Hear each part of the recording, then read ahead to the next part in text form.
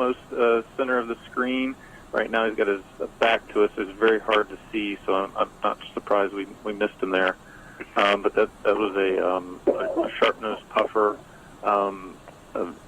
They only get maybe an inch and a half long. They're typically in pairs when you see them. So when you see this one dart around there, we're following along nicely. Excellent.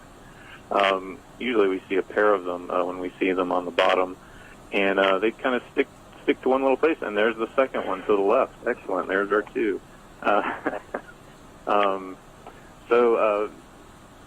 Typically, a diver or someone would pretty much swim right by them. I'm surprised, actually, we're not seeing any blennies or gobies or other kind of benthic-oriented fish. We're seeing quite a few tomtates here mingling around the bottom.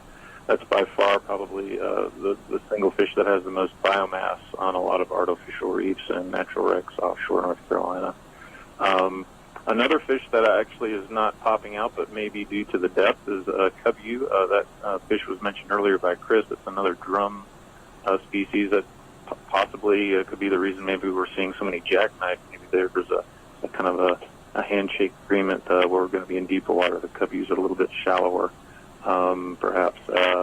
I'm also kind of noticing there are a few scamp that we've seen, but I'm actually kind of surprised we're not seeing more grouper.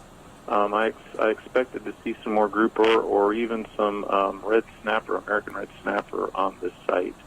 I'm remembering digging in the memory banks, and I recall when we arrived on site on our dive, I was fortunate enough to even see a snowy grouper on this wreck for a brief minute. I also noticed a Kubera snapper, a very large snapper species.